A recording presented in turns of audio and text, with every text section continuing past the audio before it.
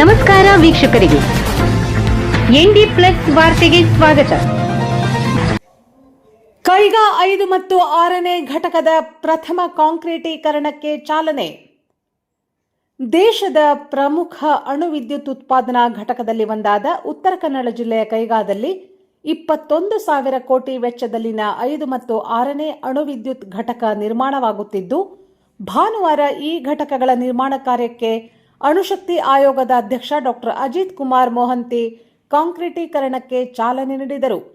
ಬಳಿಕ ಅವರು ದೇಶದಲ್ಲಿ ಅಣು ವಿದ್ಯುತ್ ಘಟಕಗಳ ಸ್ಥಾಪನೆ ಮತ್ತು ನಿರ್ವಹಣೆಯಲ್ಲಿ ಸಂಪೂರ್ಣ ಸ್ವದೇಶಿ ತಂತ್ರಜ್ಞಾನ ಮತ್ತು ಯಂತ್ರೋಪಕರಣಗಳನ್ನು ಅಳವಡಿಸಿಕೊಳ್ಳುವ ಮೂಲಕ ಸಂಪೂರ್ಣ ಸ್ವಾವಲಂಬನೆ ಹೊಂದಿದ್ದು ಆತ್ಮನಿರ್ಭರತೆ ಸಾಧಿಸಲಾಗಿದೆ ಎಂದು ಅವರು ಭಾನುವಾರ ಕೈಗಾದಲ್ಲಿ ಕೈಗಾ 5 ಮತ್ತು 6ನೇ ಘಟಕದ ಪ್ರಥಮ ಕಾಂಕ್ರೀಟೀಕರಣಕ್ಕೆ ಚಾಲನೆ ನೀಡಿ ಮಾತನಾಡಿದರು.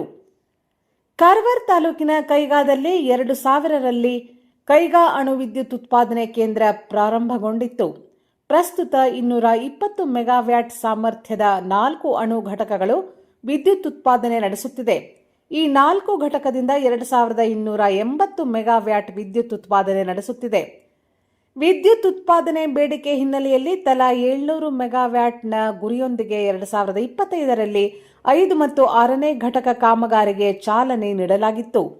ಇಂದು ಇದರ ಕಾಂಕ್ರೀಟೀಕರಣಕ್ಕೆ ಅಣುಶಕ್ತಿ ಆಯೋಗದ ಅಧ್ಯಕ್ಷ ಅಜಿತ್ ಕುಮಾರ್ ಮೊಹಂತಿ ಚಾಲನೆ ನೀಡಿದ್ದು, ಈ ಸಂದರ್ಭದಲ್ಲಿ ಎನ್ಪಿಸಿಐಎಲ್ನ ಅಧ್ಯಕ್ಷ ಹಾಗೂ ವ್ಯವಸ್ಥಾಪಕ ನಿರ್ದೇಶಕ ಭುವನ್ ಚಂದ್ರ ಪಾಠಕ್, ಕೈಗಾದ ಸ್ಥಳ ನಿರ್ದೇಶಕ ಬಿ ವಿನೋದ್ ಕುಮಾರ್ ಹಾಗೂ ಕೈಗಾ 5 ಮತ್ತು 6ರ ಘಟಕದ ನಿರ್ದೇಶಕ ಕುಲಕರ್ಣಿ ಸೇರಿದಂತೆ ಎನ್ಪಿಸಿಐಎಲ್ ಕೈಗಾದ ಹಲವು ಅಧಿಕಾರಿಗಳು ಇದ್ದರು.